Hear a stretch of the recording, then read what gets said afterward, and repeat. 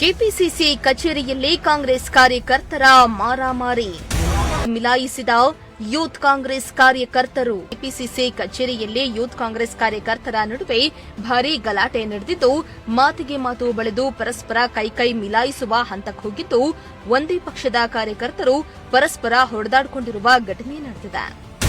ಯುವ ಕಾಂಗ್ರೆಸ್ ಕೆಲವು ಪದಾಧಿಕಾರಿಗಳನ್ನ ಸ್ಥಾನದಿಂದ ಪದಚ್ಯುತಿಗೊಳಿಸಿತು. ಇದೇ ವಿಚಾರವಾಗಿ ಇಂದು ಕೆಪಿಸಿಸಿ ಕಚೇರಿಯಲ್ಲಿ ಗಲಾಟೆಗೆ ಕಾರಣವಾಗಿದೆ. ನೀಟ್ ಪ್ರಶ್ನೆ ಪತ್ರಿಕೆ ಸೋರಿಕೆ ಪ್ರಕರಣ ಖಂಡಿಸಿ ನಡೆಸಬೇಕಾಗಿದ್ದ ಪ್ರತಿಭಟನೆ ಸಂಬಂಧ ಕರೆಯಲಾಗಿದ್ದಂತಹ ಪೂರ್ವಭಾವಿ ಸಭೆಯ ವೇಳೆ ಗಲಾಟೆ ಶುರುವಾಗಿದೆ.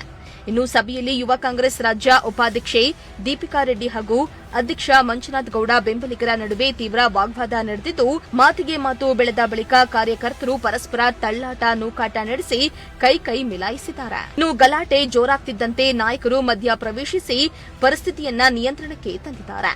ಸದ್ಯ ಪಕ್ಷದ ಒಳ ಜಗಳವೇ ಬಹಿರಂಗವಾಗಿರುವುದು ಕಾಂಗ್ರೆಸ್ ವಲಯದಲ್ಲಿ ಮುಜುಗರಕ್ಕೆ ಕಾರಣವಾಗಿದ್ದು, ರಾಷ್ಟ್ರೀಯ ಯುವ ಕಾಂಗ್ರೆಸ್ ತೆಗೆದುಕೊಂಡ ಕ್ರಮದ ವಿರುದ್ಧ ಅಸಮಾಧಾನ ಸ್ಫೋಟಗೊಂಡಿದ್ಯಾ ಎಂಬ ಪ್ರಶ್ನೆ ಕೂಡ ಕೇಳಿಬರ್ತಾ ಇದೆ.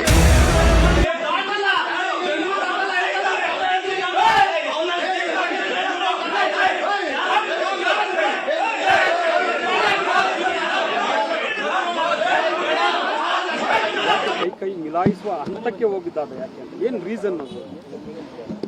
ನಾನೊಬ್ಬ ಮಹಿಳೆ ಆಗಿ ನಾನು ಕರ್ನಾಟಕ ಪ್ರದೇಶ ಯುವ ಕಾಂಗ್ರೆಸ್ ಎಲೆಕ್ಷನ್ನಲ್ಲಿ 3 ಲಕ್ಷ ವೋಟ್ನ ತಗೊಂಡು ನಾನೊಂದು ಎಲೆಕ್ಟೆಡ್ ವೈಸ್ ಪ್ರೆಸಿಡೆಂಟ್ ಆಗಿ ಎಲೆಕ್ಟ್ ಆಗಿದ್ದೆ ಕರ್ನಾಟಕ ಪ್ರದೇಶ ಯೂತ್ ಕಾಂಗ್ರೆಸ್ಗೆ. ಆದರೆ ಏನು ನಮ್ಮ ಸ್ಟೇಟ್ ಪ್ರೆಸಿಡೆಂಟ್ ಇದ್ದಾರೆ, ಅವರು ಓದ್ ಕಮಿಟಿಯಲ್ಲಿ ಉಪಾಧ್ಯಕ್ಷರಾಗಿದ್ರು ನನ್ನ ಜೊತೆಗೆ. ಅವ್ರು ಏನು ಕೆಲಸ ಮಾಡಿದ್ದಾರೆ, ನಾನೇನು ಕೆಲಸ ಮಾಡಿದ್ದೀನಿ, ಎಲ್ಲರ ಹತ್ರನೂ ಪ್ರೂಫ್ ಇದೆ. ಆದರೆ ಇವತ್ತಿನ ದಿನ ನಾನು ಎಲೆಕ್ಷನ್ ಆದ್ಮೇಲೂ ನಾವು ರಾಹುಲ್ ಗಾಂಧಿ ಅವರ ಏನು ಸಿದ್ಧಾಂತಗಳಿದೆ ಅದ್ರ ಪ್ರಕಾರವಾಗಿ ನಾವು ನಡಿಬೇಕು ಅಂತ ಹೇಳಿ ಎಲೆಕ್ಷನ್ ಅಲ್ಲಿ ಏನೇ ರಿಸಲ್ಟ್ ಬಂದ್ರು ನಾವು ಅವ್ರ ಜೊತೆಗೆ ಸೇರಿ ಕೆಲಸ ಮಾಡ್ತಾ ಇದ್ವಿ.